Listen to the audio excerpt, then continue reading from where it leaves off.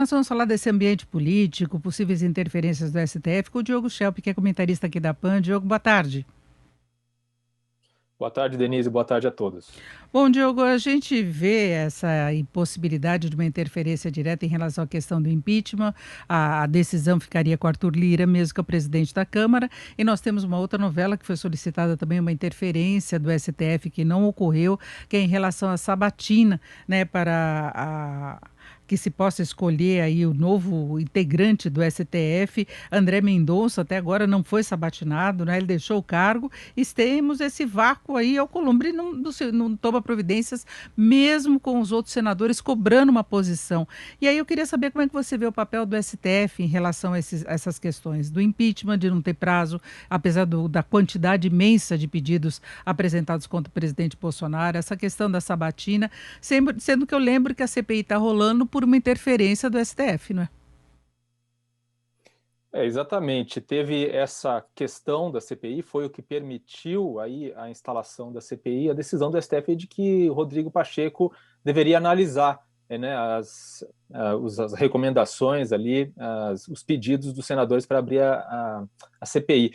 No entanto, esses dois casos que você citou também são parecidos, né? Tanto a questão de estabelecer um prazo para Arthur Lira analisar os pedidos de impeachment, quanto um prazo para Davi Alcolumbre, que é o integrante, presidente da Constituição e Justiça do Senado, para fazer a sabatina de André Mendonça. A decisão de Lewandowski, o ministro Lewandowski, em relação à sabatina de Mendonça já foi estabelecida, né? E há toda essa discussão, inclusive a defesa feita pela AGU, de que não deve haver uma interferência da Corte Suprema sobre a atuação do Legislativo. O que Davi Alcolumbre parece estar querendo fazer, inclusive ele tem falado isso nos bastidores com aliados, é repetir o que aconteceu nos Estados Unidos em 2016 com Merrick Garland, que foi um indicado para a Suprema Corte americana pelo então presidente Barack Obama. O que aconteceu? O Senado, que era comandado na época pelo Partido Republicano, né, e o presidente, então, do Senado, na ocasião, o republicano, decidiu não pautar a sabatina do indicado de Barack Obama. E por mais de 200 dias ele não fez isso, apenas para terminar o mandato de Obama, para que Donald Trump pudesse então indicar o seu nome preferido. Foi exatamente o que aconteceu. O Garland acabou não sendo indicado para a Suprema Corte. Aqui no Brasil, o prazo é bem maior, né? Se a estratégia de Alcolumbre é esperar até final de 2022 ou início de 2023 para pautar essa sabatina, será mais do que um ano, né, mantendo aí o indicado de Bolsonaro no banho-maria. Mas parece, de fato, que essa é a estratégia. Ou seja, é uma maneira de fazer com que Mendonça não seja o próximo ministro do STF. Exatamente. Hoje nós tivemos críticas, inclusive, do vice-presidente Hamilton Mourão, ele criticando o Alcolumbre por atraso na sabatina de André Mendonça. O Alcolumbre estaria incomodado com alguma posição do presidente Jair Bolsonaro, parece que teria alguma relação com isso também, mas ele não dá explicações muito claras, né, Diogo, do porquê dele fazer isso. Na minha visão, é uma arbitrariedade que pode atrapalhar, inclusive, os trabalhos do STF, por você ter decisões relevantes que não podem dar empate. Exato. Os próprios ministros do STF, eu conversei algumas semanas atrás com um deles, em off, e ele disse: é muito preocupante e muito ruim, inclusive para os trabalhos do STF, que não haja um substituto de Marco Aurélio, né? Então, há inclusive um desequilíbrio em algumas situações de votação que exigem que não são votações monocráticas, né? Que não são julgamentos monocráticos, exige ali um novo nome para fazer o desempate, digamos assim. Então, é muito ruim para o STF essa situação, e é ruim para o clima político, né? A gente tem aí uma situação em que um indicado que, por mais que o presidente Jair Bolsonaro tenha apresentado com a justificativa, que não é a justificativa correta, o fato de ser de uma religião ou outra, mas o fato que é uma pessoa que tem conhecimento jurídico e pode perfeitamente ser submetido a sabatina, e é necessário, é preciso preencher essa vaga. Agora, Diogo, você vê possibilidade de o presidente Bolsonaro acabar escolhendo um outro nome? E aí, como é que ficaria esse agrado ao Alcolumbre?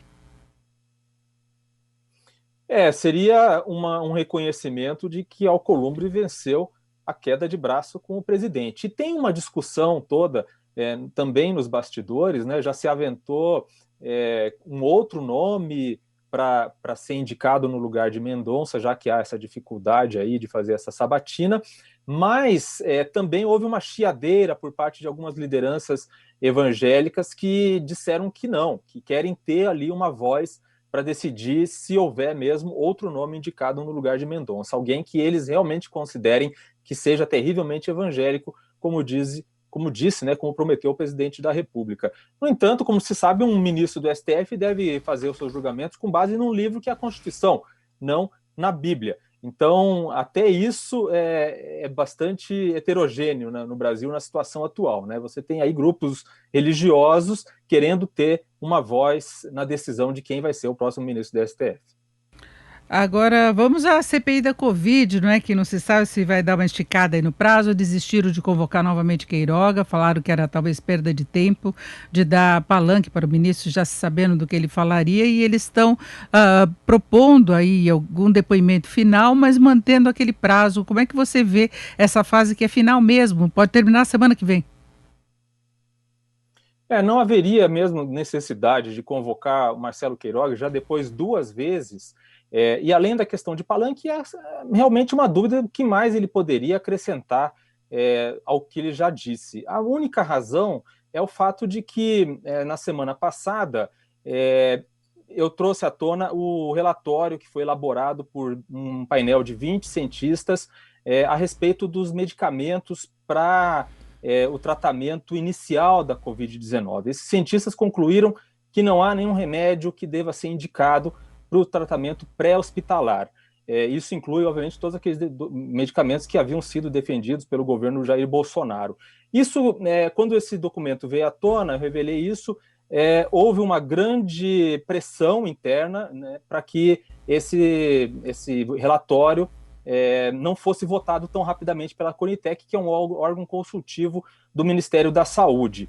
Eu falei em seguida com o Carlos Carvalho, que é um pneumologista que coordena esse grupo, e ele me disse, olha, Diogo, não foi interferência política, foi uma decisão minha, técnica, de adiar a votação desse relatório, e a decisão se deve ao fato de que é um novo estudo sobre os anticorpos monoclonais, que é um tratamento experimental, muito moderno, mas muito caro, para a Covid-19, e a gente queria analisar esse estudo para poder, quem sabe, incluir isso no SUS e recomendar esse medicamento, já que no primeiro relatório isso não havia sido feito.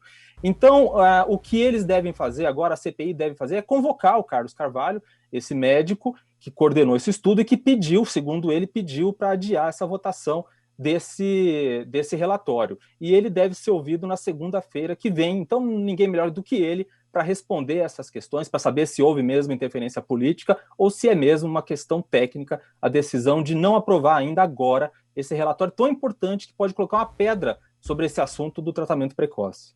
Exatamente, porque na verdade o que a CPI queria saber era posicionamento em relação ao chamado kit Covid, aquele que já foi refutado aí por vários estudos no exterior, e nós temos outros medicamentos que estão sendo autorizados agora pela Anvisa apenas para tratamento de casos mais graves, em internações, com supervisão médica, não é aquela coisa de você ir na farmácia e comprar quando você começa a espirrar, não. São tratamentos mais sérios, mas isso a gente já tem alguns autorizados pela Anvisa e também por outras agências do exterior, né? Exatamente, Denise. A grande dificuldade é a fase inicial da doença, né? Quando o paciente ainda está em estado leve, não foi necessário interná-lo, e o que é possível medicar, né? Qual é o medicamento de escolha que os médicos teriam à disposição para poder evitar que a pessoa evolua para um quadro mais grave. Esses especialistas, 20 especialistas que analisaram todos esses medicamentos ao longo de 3 meses, e isso foi uma promessa do Marcelo Queiroga nas 2 vezes em que ele esteve na CPI, que ele ia colocar isso, submeter isso à Conitec. A conclusão deles é que não havia medicamento para ser indicado. Infelizmente, não há medicamento nessa fase que funcione, a não ser esses anticorpos monoclonais, que eles só não foram recomendados para uso no SUS porque ele tem realmente um custo muito caro. O que foi aprovado pela Anvisa, por exemplo, custa até 10 mil reais por pessoa, por tratamento. Isso é muito dinheiro para ser aplicado no SUS. Então, essa avaliação agora vai ser refeita, mas só com base nos anticorpos monoclonais, que são, na verdade, uma cópia sintética dos anticorpos que o organismo produz naturalmente. Em relação aos outros medicamentos, o relatório é bastante conclusivo. Eles realmente não servem, não funcionam para a Covid-19. E nós sabemos que é isso que a CPI quer ouvir, não é? Que o Conitec endossa essa posição contrária ao kit Covid, que vai ser alvo, inclusive, das investigações e da avaliação final do relatório em relação a responsabilidades, inclusive do presidente Jair Bolsonaro, que hoje reafirmou que não vai tomar vacina. Não é? Então, se a CPI quer argumentos mais recentes em relação ao que eles questionam do presidente Bolsonaro, ele tem reafirmado todas as posições. Ele já disse que é contra a vacina, ele confia na taxa de imunidade dele garantida pelo fato dele já ter tido a doença. Então, é outra condição, né?